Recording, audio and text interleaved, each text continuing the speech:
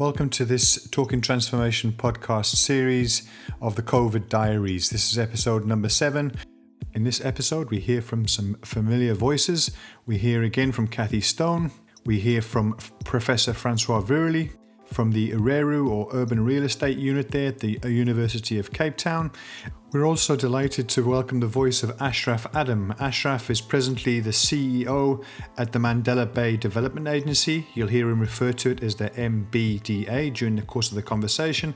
Ashraf is very well known within the public sector and has worked across the global, national, provincial and municipal institutions, including the World Bank, the Municipal Demarcation Board, SALGA, that's the South African Local Government Association, and also the Drakenstein Municipality, where he served as the executive manager for the Planning and Economic Development Department for a period of almost 3 years. We invited Ashraf to join us in this conversation after he published an article in the Port Elizabeth's Herald newspaper titled "Our Chance to Press the Reset Button." And that made for a very interesting reading, and we invited him to share the views and what led him to the conclusions that he made in that piece during the course of this episode. He has some very forthright views about local economic development units generally in municipalities. And in the conversation, together with Francois, together with Cathy, we look at some of the strengths and weaknesses of our institutions here in South Africa and the impact of an economic downturn on municipal efficiency more generally of our institutions, and particularly around revenue collection. All of these issues and themes are considered within the scope of this extended episode. As always, we hope you enjoy the episode and content. Please feel free to comment on the episode via our Twitter platform. You'll find us at Talking Transfo and the number 1. In the meantime, enjoy the episode. So it's just gone 5 o'clock on Wednesday, the 15th of April. And we're talking today to 3 colleagues across Cape Town. We have Francois Verily, we have Cathy Stone, and we have Ashraf Adam. Colleagues, how are you keeping? Ashraf, let's start with you. How are you today? Thank you very much, Pete, and hello, Cathy, and hello, Francois. Nice to speak to you again. We are fine at the Adam household. Everyone's been okay. It's my wife's birthday. The children have baked the cake, having the cake later on. But we are, I suppose, like most other families, trying to deal with the uncertainty surrounding this matter, both at the personal level and how it affects us as individuals in terms of work and study at university and so forth. So it's the uncertain times are beginning to hit hard. Indeed. Well, happy birthday to your wife, and hopefully you get some joy out of today as much as the conversation. So thanks again for joining us, Ashraf. Francois, from your side, how are you keeping? All good your side? Family Verily, all in good form and health, I hope? The Verily family is doing fine. The family is spread across the world, so more communication than ever. 2 daughters in Cape Town in a flat.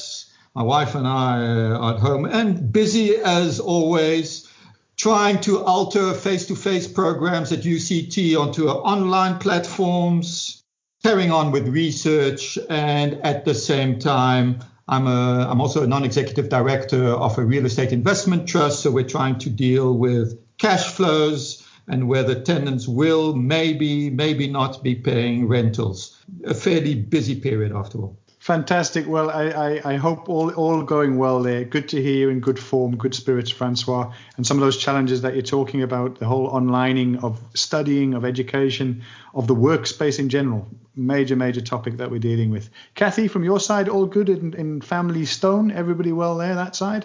Yes, thanks, Pete. It's a real pleasure to be able to take some time out from juggling, cleaning, cooking, teaching, working, to spend some time having this conversation. So it's wonderful. Thank you. And good evening to Francois and to Ashraf and yourself. Fantastic, colleagues. Well, what brought us here? Why these 4 people around the table? The discussion I wanted to have tonight was to start to unpack the implications in the first place around the extension of a further fortnight of the lockdown here in South Africa that was announced before the Easter weekend. So we have basically a 5-week lockdown period. Francois, you and I have already talked about the implications of the 3-week lockdown, and that was where I had thought on the back of the extension it was worth having a conversation with you again about what does that mean. And when we started to discuss that, you had started to think about already what does a phased return look like to the economy sort of rebooting itself in the short to medium term. What does that look like, and what sectors could we imagine come back first? which of the sort of less vulnerable groups could we put back into the economic space? So that was one part of the conversation. The second was an article that you wrote, Ashraf, in the last couple of days that was published in the Herald across there in Port Elizabeth. And it talked about the reset and what are some of the aspects and issues we should be taking forward when we get back into our workspace and place, when we get back into a normal society, whatever normal means. And you described what I thought was very useful, the idea of almost a civic coin and two sides to that coin. On the one side, public health, and on the other, urban planning, and how those two have really got to work very effectively in the future, post-COVID and in response to pandemics and more generally. So let's start with that, Ashraf. I'm going to ask you to basically summarize what led you to write that article in the Herald. And then, Francois, let's talk a bit about those implications and see how the two topics start to blend into each other. What is it that we should be thinking about? And let's see how the conversation develops from there. So, Ashraf, over to you, sir. Thank you, Pete. For a while now, I've been reflecting on the profession, the urban planning profession, the work that we do, the value of policy and the impact of policy on local government. And I've been thinking about this for a long time, but more particularly since I've been involved with local government more hands-on over the past few years. And I have come to the realization that we are all so busy doing all kinds of stuff, but the impact of our work has actually been minimal. And often the implications have been that we have created all kinds of dependencies and created all kinds of expectations amongst people that we haven't been able to deliver around. The reflections have been trying to understand why does the situation exist? And for me, there are several reasons for them. One, the economic structure has simply been the same all over the world. And so in very many situations, South Africa is the same as every other country in terms of inequalities, the type of inequalities, structural unemployment, and the fact that the economy just cannot accept more people. Of course, in South Africa, it takes racial forms and it has taken all kinds of forms and because of our history. At the same time, we've seen that the policy interventions that have been proposed over the past 20 years are not very different to policy proposals that come out of other countries and where they've also not been very successful. And so when I wrote the article about the opportunity to press the reset button, it's really about saying, well, what do we mean by development? What do we mean about when we talk about the human being and the growth of the human being? Because we glibly talk about these kinds of stuff and we glibly talk about urban growth and urban this and human development this and social development that. But we have not seen these things translated into a better society, a more successful society, however we define the success. And so we've just continued to be on this treadmill of mediocrity, in my view, and we've not made any change to this country. So what prevents us from that is, in my view, that the preponderance of a particular approach to policymaking, secondly, the power of property owners over politicians, and thirdly, the control of all other kinds of elites. And the poor are also, organized poor is also a form of elite, and the control that elites have on the immediacy of public expenditure. And I think this opportunity to reset gets us an opportunity to reset, to relook at that. What response did you get to your article, Ashraf? What in terms of responses and comments that you might have received through social media? Yeah, I think the responses have been quite interesting, actually. I was hoping people would begin to actually question that. I mean, if you look at the points in the article, we are talking about individualism and people have forgotten where we come from in terms of what made us survive as human beings. Global economic growth has been about individualism and not shared growth. I think that what people are questioning and when they comment on the article is, yeah, we understand what you're saying, but where do we go from here? And I think it's that where do we go from here that needs a lot more exploration, which I think that, and I'm happy to talk about it a bit later on how the MBDA is approaching where do we go to from here. Francois, from your side, some immediate thoughts and immediate framing of the conversation around our challenge of an extended period of lockdown. I think, first, I think Ashraf made some very important points here. And I think if we just look at how we will get out of this and how we will get out of what is often called now the Great Lockdown rather than the Great Depression. And I think that it will be very much influenced by the strength of our institutions. And with that, I mean our public sector institutions, how well they are funded, the capacity to deal with this. And I think so. Ashraf's point, if I pick it up correctly, is one of saying that we've been running a sort of economics that you can call it neoliberal economics or anything along those lines, or the Washington consensus type of economics, which really has put little faith or funding in those institutions. And I think now we will rely on them, and we may well regret that we have underfunded them.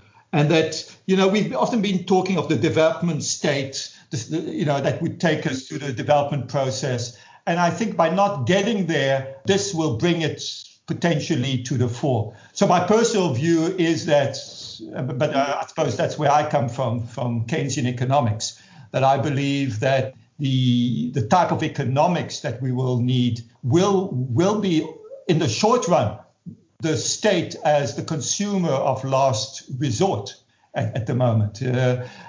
On the discussion of the lengthening that we've seen, I think the most important issue at the moment is that there is a level of uncertainty. I think we're starting to see, Macron spoke a few days ago, day before yesterday, and was fairly specific as to how France was going to get out of that.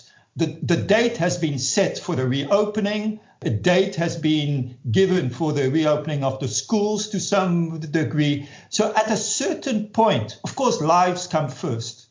But at a certain point, what we will need is some policy, whether it's policy, certainly some indication or some certainty regarding the way we are going to reopen this. Yes, the stats are uncertain at the moment. We all know that we will see these numbers coming through.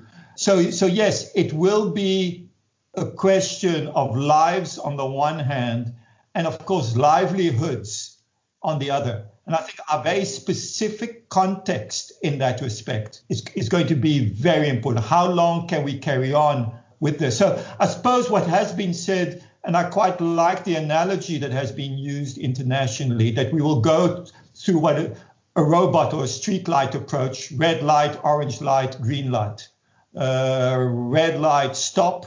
We will then move into a phase probably of the orange light, where some stores will open up, some institutions may open up, schools may open up. And then finally, the green phase, you would leave to sports events, areas where there are bigger groups of people getting together. So I think that's the approach. But I think what we need at the moment, or fairly quickly, is some sense of certainty regarding the way forward. Yes, we now have in South Africa till the end of April, but no one's quite sure. Francois raised two big points. The one point about the primacy of economics hitherto in terms of our policy. And the impact that has had is, of course, the real power that business and property owners have had over government and politicians, and the impact that has had on urban spatial growth, and why urban land has become unaffordable, and why apartheid has the apartheid space has been entrenched. I think that's a discussion which we do need to have, and I'd like to have the discussion on what needs to change and why this is an opportunity. The issue about opening and gradual opening, for me, that is neither here nor there. What this virus has done for us, it has shown us to be vulnerable in many ways. The first way is this whole issue of globalization and the destruction of tariffs, particularly in South Africa, and how that has deindustrialized this country to the point where almost 90% or more than 90% is what the minister or Professor Abdul Karim said on TV the other day. Almost 90% of protective equipment comes from China. So a thing as simple as that can be manufactured in this country, can be manufactured in the township street corner, comes from China. And I think the opportunity here, and this is if Francois is arguing around Keynesianism, is for me the opportunity to reintroduce protectionism for basic industries and the reindustrialization of the country and the impact that will have on urban spaces. So I think that's a great opportunity, because the reset button for me is going to have to be a fight between those who wish to retain the status quo, because there are trillions invested in the status quo. So the banks are going to want to continue the way they are. Corporates are going to want to continue the way they are, the cell phone companies and so on and so forth. And all the people and all the organizations and forces that control our lives in a particular way, who are themselves under threat right now, won't want to change. And I think that's where the thing where a lot of focus is going to have to happen. How do we press the reset button on the economy so that it has the other social, spatial, and economic and environmental changes that are required to undo the kinds of challenges we have? Now, that's easier said than done, because the status quo always fights back. So we have to fight back the status quo on policy. We have to fight back the status quo on the finance economy, on the manufacturing economy. But most importantly, we have to fight back the status quo in the state, where the state itself has become an ineffective state, because as much as there has been an economic focus, there's been no shortage of money into health, education, welfare, and so on and so forth. But it is precisely there where the impact of this virus has been felt greatest, because the state has not been spending the money in the way it should be spending by raising people's quality of life and lifestyle standards. So that is another status quo that we're going to have to challenge, and that is how the state itself operates at this time going forward. If you want to prevent, because there will be more epidemics, and if Moore's law is anything to go by, this might become more frequent. So we will have to find ways in which state policy and state functioning changes fundamentally to change the way in which people live, not only in terms of density. And I think the issue of density is a red herring, is a discussion that's not really important to this matter, because people since before Mohenjo-Daro and the Indus Valley civilizations and things like that. So the issue of density isn't that important. It's the issue of how the state sees itself as an actor in the development of people. Having been hands-off hitherto, it now has the opportunity to become hands-on. Francois, do you want to respond at all to any of the points that Ashraf has made? I think that what will come out of this is that invariably certain companies, sectors, will probably need to be assisted in one way or the other. I think that government funding that goes to any of these sectors or company should possibly come with strings attached to it. Strings that push corporates in a particular direction, reflecting policy, and that, yes, that companies start maybe responding to inclusionary housing if the real estate sector needs assistance. That the tourist sector is not pushed is the wrong word, but it's certainly influenced to move into specific parts of town and specific areas.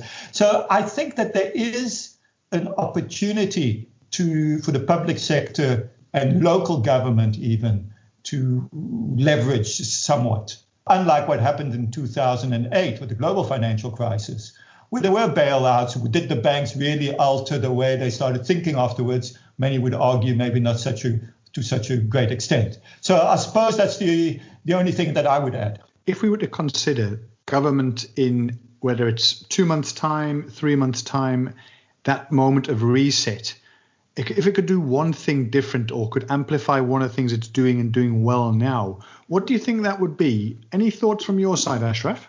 Well, firstly, I would abolish every local economic development department in every municipality, because they are just useless and they fulfill no role, because they have no contribution to make towards any discussion at economics, for the reasons that we discussed earlier on the power of business people. And I think that what local government needs to do is to use this as an opportunity to introduce new forms of service delivery. The whole issue of this technologies of the fourth industrial revolution, another term which I find difficult to engage with. But if you just look at distributed generation in electricity, if you look at distributed sewage management, if you look at distributed water containment and water purification, and the opportunities that creates for public officials to work in the areas in which they live and be accountable to the communities in which they live, and also how that will reduce their transport costs. It's something that I think we need to begin to explore. How can we change and use the available technologies to do so? How can we change the way in which municipalities function, and in doing so improve the quality and levels of services which communities receive? That's the one thing I think can be done quite quickly, and it's something that I'd like to explore at the Mandela Bay Development Agency when we look at our new 5-year plan, and which we can discuss later on. So I think that's the one area. The other area which I think can be looked at, particularly since municipalities are probably not going to get the kind of money that they've been used to getting. I think that they can streamline the organizations and really get rid of superfluous departments in those organizations that add very little value, but actually add to the debt burden of those municipalities, because money gets borrowed to pay salaries and that kind of stuff. And I think things like economic departments, tourism departments, whatever other else, those departments have not played any value in most cities also in South Africa in terms of their growth and development. And I think that this gives municipalities an opportunity to rethink what their roles are within communities, and therefore how they need to structure themselves. Is there not a counter argument to that, Ashraf, that the idea that a local economic development department might actually be really important in the coming couple of years as municipalities recover from the downturn that we're going to see, inevitable downturn, and that there has to be some degree of very strong, let's call it, leadership and thinking between local industry and the chambers of commerce, etc., and the municipality, with people who are well placed to be able to have those conversations, who are skilled in thinking and policy development, if it's incentives and so forth. When I hear you saying abolish all of them, surely it can't be true that all are hopeless. I'm assuming that in terms of your engagement with, for example, Nelson Mandela Bay Municipality and Metro, that there's a strong relationship, for example, between yourself as the development agency on behalf of Nelson Mandela and the municipality. If you had to do an analysis of the value that these departments have had, and I must say that I've been around in this block for a long time, but SALGA in the municipal space, in the public policy space, and so forth. So I know these things, and I know this because I've engaged with people at that level. So I would actually challenge the people who are in these departments to justify why they need to exist, given that they have not been able to make any significant impact. And I must say, I'm talking about across the country. There might be some alternatives. I mean, there might be some exceptions here and there, but across the country, local economic development departments in municipalities have not been successful. In fact, they've been a drain on the resources of municipalities, and they haven't been able to contribute. And there are other reasons for that. Some of the reasons is basic municipal efficiency, in terms of processing zoning applications, processing building plan approval applications, fixing potholes, maintaining sewage and all that other kind of. Those are the basics and essentials of economic development. Having an economic development department is of no consequence if basic governance doesn't take place. On the issue of economic growth and properties, I actually think that we can relook at our zoning schemes and make our zoning schemes a lot more effective, given the fact that zoning schemes, as we have them right now, have actually become irrelevant in the context of the types of property zonings that the new economic environment and milieu requires. It does require the kind of flexibility in zoning and so forth. Kathy, you wanted to come in here. I think Ashraf has a point. I mean, I've never fully understood what local economic development departments do or seen what they do other than sort of issue informal trading permits. And I think they really struggle with what to do. And I think in a crisis like this, we see the big economy engages very little with the local economic development department. I mean, the reality is, as Ashraf has pointed out, that the politics is driven by big business, big property interests, and decisions are made that revolve around those interests. And that's the economy in one form or another. And that's not engaging with LED. So the LED stuff is really sort of fiddling around the edges and really not so impactful. And I would agree that, there are many things that require a reset at municipal level. And, I think in this space, municipalities, I think what we have to remember, and perhaps one thing that I would change, is around competency. I hope that this crisis really pushes the South African government to prioritize competency over anything else in its recruitment of politicians, in its recruitment of executive leaders, and its recruitment of officials. We've seen the decimation of the capacity in municipalities, which makes them incredibly vulnerable in terms of how they respond in situations like this. And, I think part of the reason for the lockdown, such an early and proactive response to the lockdown and its extension, is a recognition of how, as Francois pointed out, how weak our institutions are, and that we wouldn't be able to cope if we allowed this virus to get out of control, which it may still do, of course. What is that reset around competency and what the values are that drive municipalities and decision making and drive their resilience, and how they prioritize interests from that perspective, where this crisis is and its impact on the economy is not to be understated rather. And I would be interested in Francois' view here, is that, but how many businesses have set aside, and perhaps the failure of the economy and the kind of impact of the Zuma administration on the economy has really eroded the savings of businesses and their ability to weather a 3-month liquidity crisis. But really, how much do we really need to reflect on what is important in the economy, and what is important to support going forward, and then on what condition, as Francois pointed out. Yeah, I think Kathy's point on institutional capacity is so important. In dealing with this crisis and the money that we made available and started disbursing, our biggest concern was not merely the impact that this money must make and that money must have, is how do we prevent corruption? And how do we prevent this money from being abused? What's going to happen over the next few weeks is more councillors are going to start coming to the MBDA as the demand and the need and the impact on starvation becomes more apparent. Councillors are going to increasingly come to us, and our concern is continuously not merely about giving money and giving support and giving services, but how do we ensure that that doesn't get stolen? Because no matter whatever situation, there is always somebody who's going to want to steal. People stole at them, both the Winnie Mandela and the Nelson Mandela funerals. People are going to steal in here as well. So the issue of capacity is about public service and public spiritedness that must be inculcated in a new. I don't want to use the word new public service, but in the context of this discussion, a new public service that will emerge out of this crisis is one that really should be based on the capacity to serve and the willingness to serve. Francois, you wanted to come back in and specifically on the question of the local economic development, let's call it partnerships or departments that are in many of our municipalities. You have a slightly different take on it. Let me also take the opportunity here just to respond also to Kathy. Let me start with that. I think that it's important from an economics perspective to differentiate the differentiated between risk and uncertainty. Now, businesses' role is to deal with the risk. Just leave that to the private sector. They'll take their decisions. If things go bad, well, they go bad.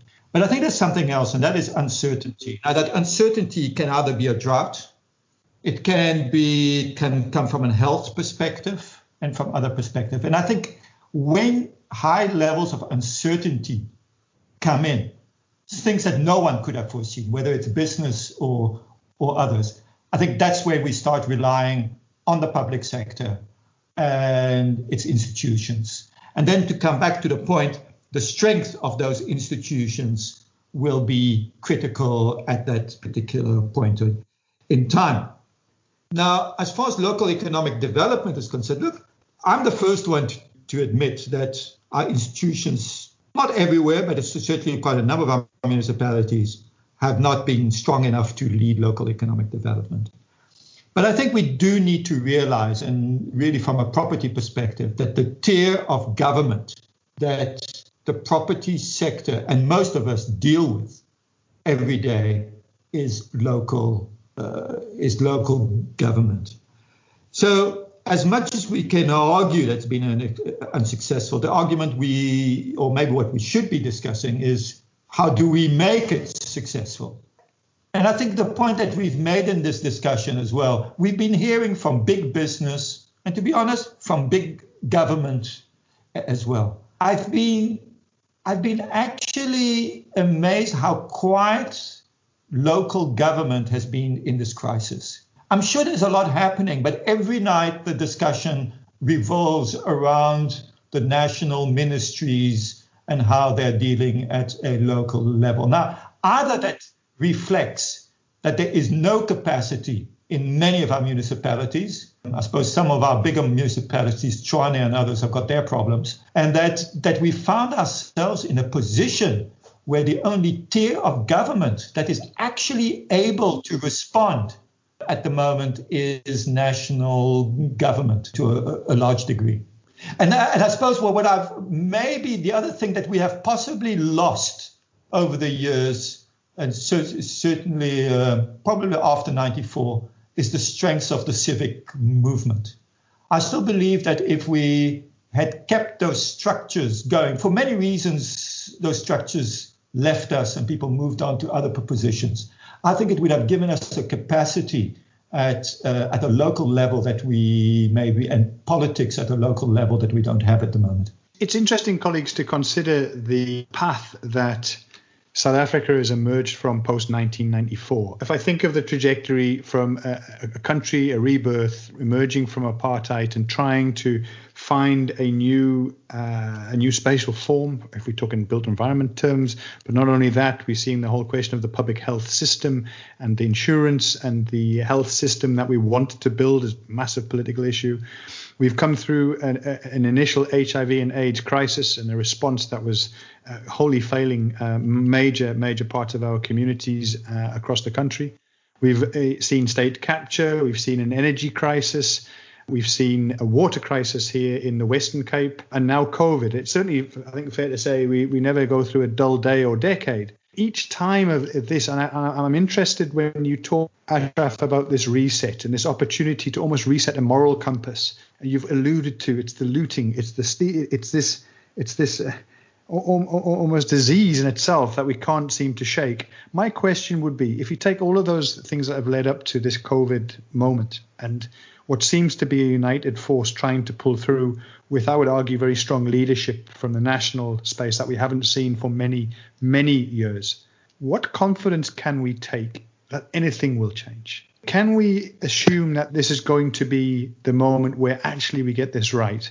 The point you made last time we talked, Francois, was around the issue of South African Airways. And we've seen in the last couple of days, letters emerging which are suggesting no, that the government's not going to bail them out. Now, that's really, really tough news for those people whose livelihood are going to be impacted by SAA potentially not coming out of this. If state capture was the disease that took down South African Airways, is it the COVID crisis? And that basically is the nails in the coffin. But let's start, Ashraf. What is your thoughts on that? We are in for a period of real tough time. I think Francois made it very clear earlier on in this conversation, but I think also in your previous podcast where he says that certain businesses are simply not going to be around. Now, whether they were going to go downhill in any case, or whether it's precipitated by this, I don't know. I'm not an economist, I'm not a futurist, and I'm not a thought leader either. But I do anticipate that there are businesses, and particularly small businesses and medium-sized businesses, that are so vulnerable to changes that have happened in their industries that they have not been able to adapt to, that they are simply going to have to do something else. The impact, of course, is going to be that there will be higher rates of unemployment. And I suspect that the argument for a basic income grant is going to be made. I think what is also being made is an argument for a lot more state intervention in the economy. And as a result of that, the anticipation among some economists are that we will actually have quite a significant increase in our economic activity in a shorter space of time compared to some other countries. The impact that's going to have on municipalities is enormous, because in the short term, municipalities are going to have to increase their indigent lists, which means more people won't be paying rates, more people won't be paying for electricity and water. It also means more support in terms of cash that will have to be disbursed from municipalities into communities. What that means is that less money will be spent on infrastructure if the model is the same. And this is where my argument about resetting this thing comes in. There are alternative methods of delivering services. There are alternative concepts of how to look at community development. There are alternative ways to look at and drive small business and grow small business. And I think that's where the opportunity lies that we need to begin to think and explore. And if those are the businesses that can access government subsidies, then for me, that is a way in which we will make a significant difference in local spaces. Offering subsidies like rates rebates and electricity rebates to attract a business to come and invest is really, I know in the Western Cape they love that. I think it's silly. A business that needs rate support and electricity support is a business that wasn't viable to begin with. And just like in the apartheid era, when those support mechanisms went away, those businesses also went away.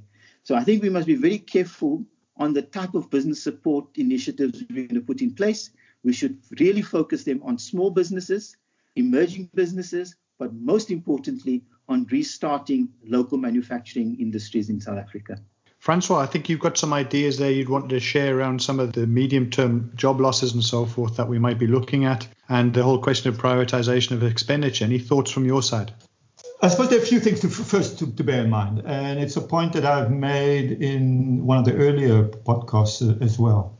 We've been on a cyclical downturn in this country since December 2013. So we're well 6 years into a cyclical downturn of the economy. So we entered this with a lot of companies being very, very weak. We're not entering in a scenario which China had, where they will go from 7% GDP growth to 1%. We are going to go from negative to more negative. And so I think Ashraf made the point, and I think Catherine as well, and that is that we will all be experiencing this very differently.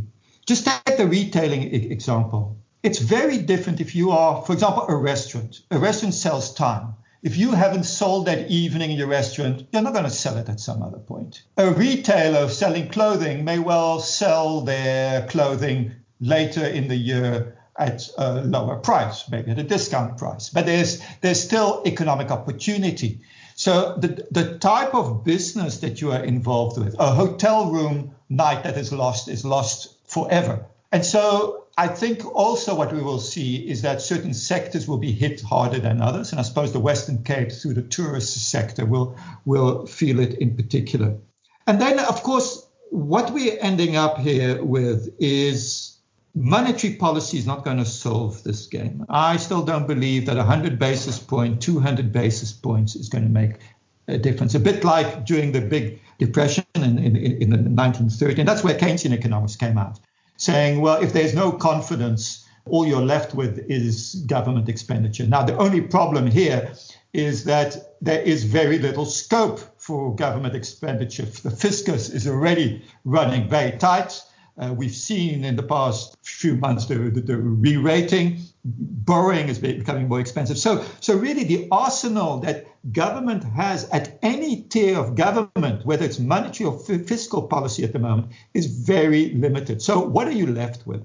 Well, I suppose the only thing that you're left with is to create certainty. And it comes back to a point that I made at the very start of the podcast, that all tiers of government have a role to play in creating some level of certainty in the South African, whether it's in a business environment, but it's also generally, and I want to take this beyond the business environment. And I think that's where we will, and that's where the strengths of our institutions are going to play a role. So that will become important. Invariably, this is going to be if I could put it, the excuse that government can put on the table to get out of SAA. I think the public sector, or certainly government or national treasury, will be able to get out of this in this environment a lot lighter than they would a year ago. I think that they would get a consensus with the trade unions and others in a very different environment. And of course, then there's going to be a whole discussion about the World Bank, the IMF loans that may have to come to the party. So I think that, like I said, the arsenal for economic policy at all tiers of government is very limited at the moment. Local government has to be careful as well that if property prices come down, although that will be in the longer term, and hopefully we'll sort that out, that the rates and taxes could very well be affected by that as well. So really what I'm saying is that good governments, the strength of our institutions, are going to be more critical at the moment than necessarily your ability to buy yourself out of the system. Francois, you mentioned the point there around the property rates, and I almost wanted to extend that to the valuations. And I mean, obviously, part of the whole revenue stream for municipalities derived from their ability to raise revenue from property rates and what's known as the general valuation roll, GVR. That's revisited every few years. Now, is it conceivable that across the country we might start to see major downturn in the general valuation roll, the value of that across the board? Or do you think that that's something that's fanciful? Look, it's a very interesting point that is, of course, being raised in boardrooms across the countries and, of course, in households as well. What is my property going to be worth at the end of this? I suppose the starting point on commercial valuation would be the long bond rate. And when you're sitting at 12% and you start adding the risk of property, yes. But I think what's going to happen, you can't value in this environment, first of all.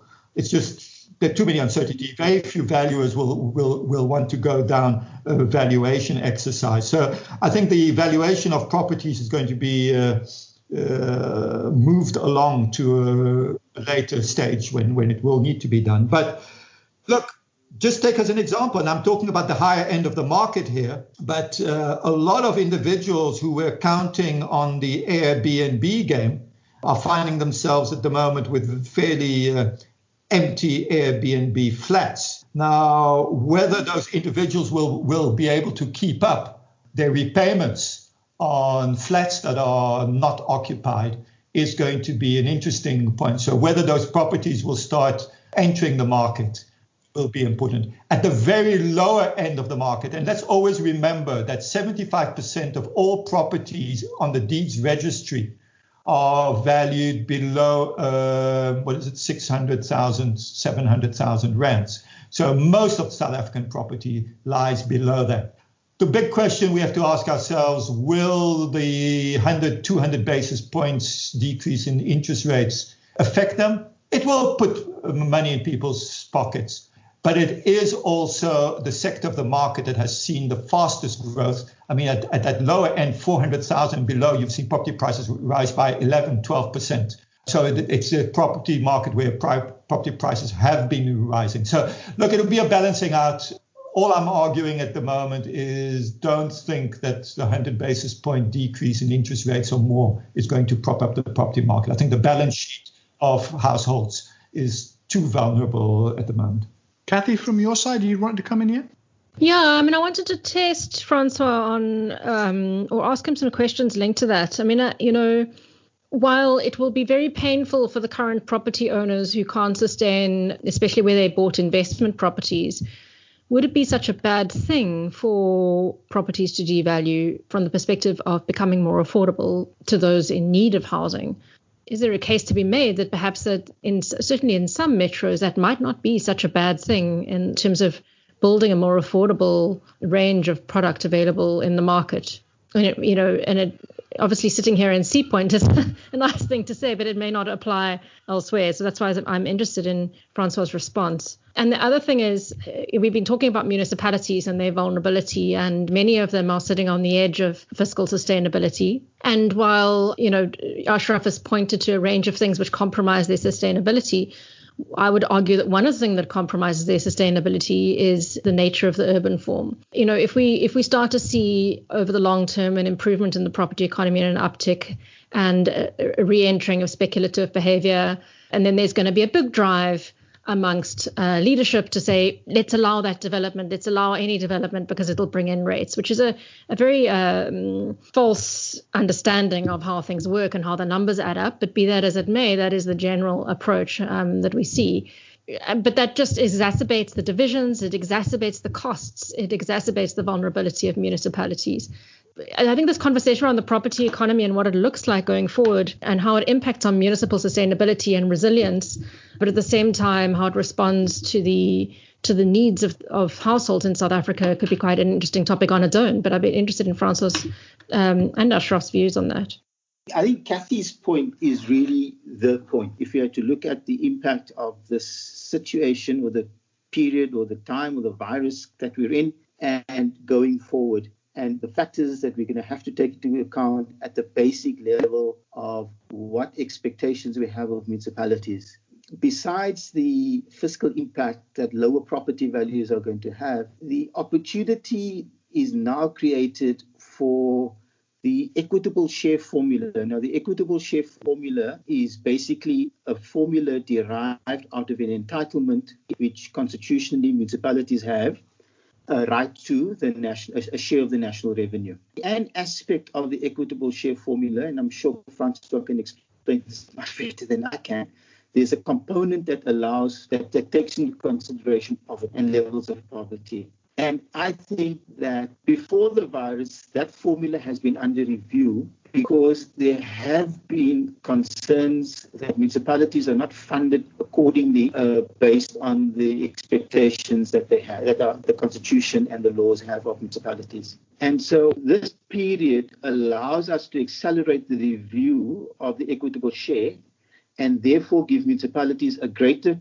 share of national revenue because they will be dealing with the national impact at the local space of this virus. And I think that there is something that's going to have to be looked at in terms of municipal revenue, particularly on two drivers at the municipal level in terms of that. One, reduction in revenue, as explained by Francois and some of the other points that were raised. And secondly, the increased outlay to deal with indigence and poverty implications and so forth. So I think that is something that is definitely going to affect municipalities. Peter, I think also just to add to Ashraf's point before Francois comes in, is that what we're seeing in this period of a state of disaster is that the expectations of the municipalities will exceed their mandates. And of course, the municipalities are already bearing the burden of unfunded mandates, but we're going to see different kinds of mandates coming in, which will place obligations on municipalities to really apply their minds to without necessarily the funding. And I think that's going to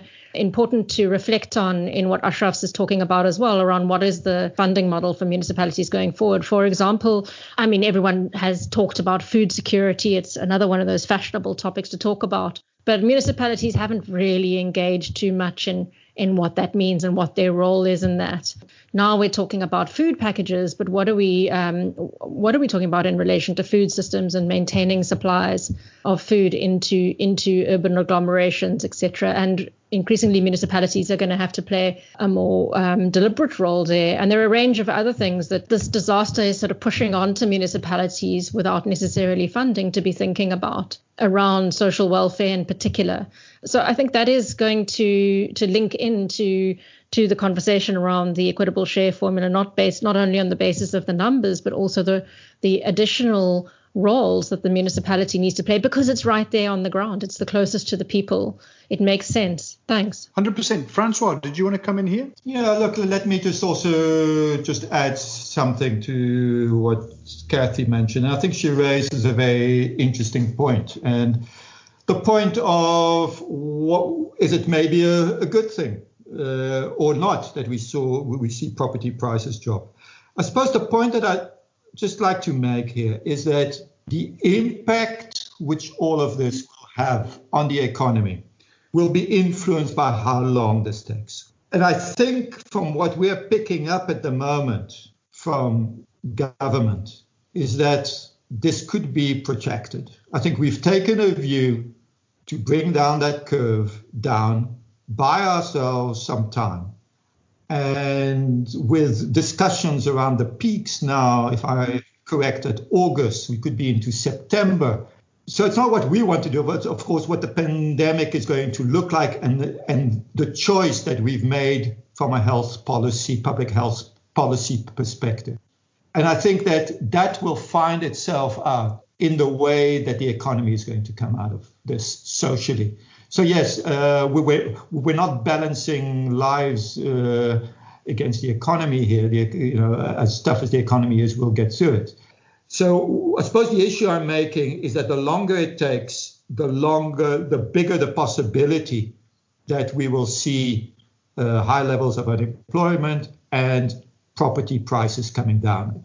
As the balance sheet of households gets weaker and weaker, and the longer it takes, if we end up in September, October, November, I think that the implications could be much more severe than something that is a month or two shorter.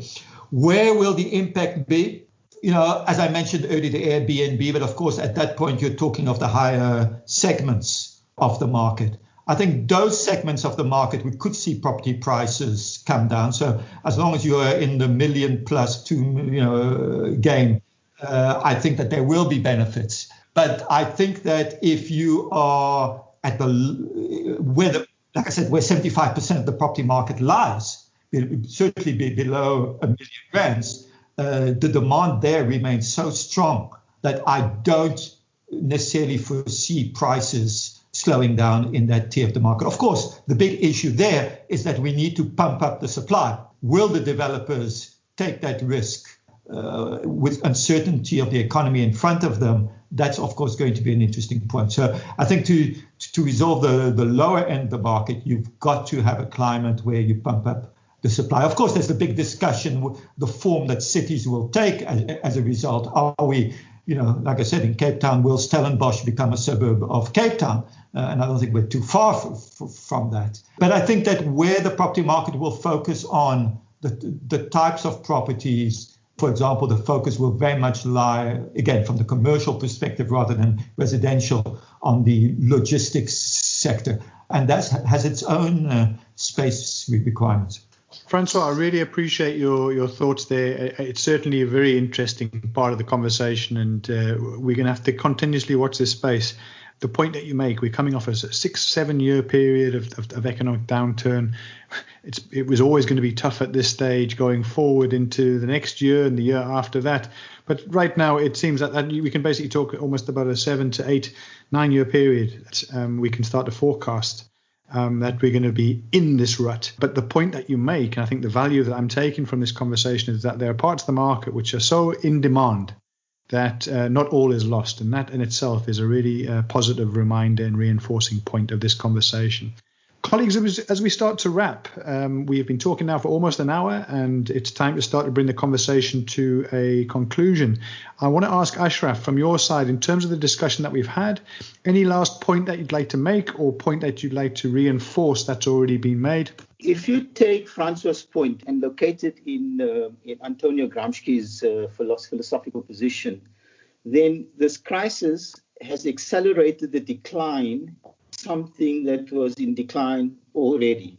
The opportunity, therefore, if you extend the Gramscian position, that there is something that can be born. There's something that's waiting to be born, some new ideas that are emerging.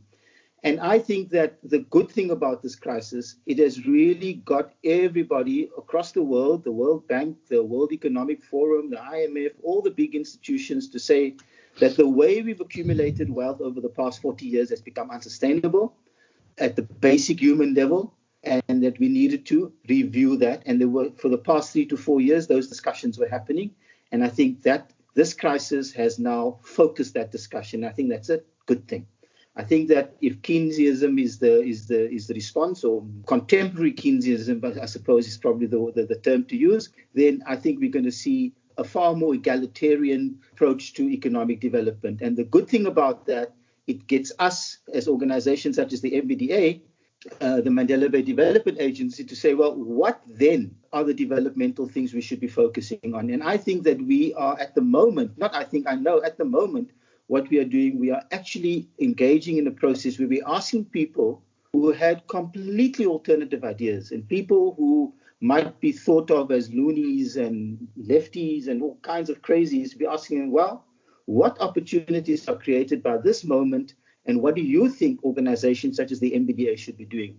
And we are going to use that to help reset the button and press the reset button and plan for the next 5 years. Of course, it's not all going to happen immediately, but we started the process where we're questioning the work that we've been doing and whether we shouldn't be doing something else as the Mandela Bay Development Agency.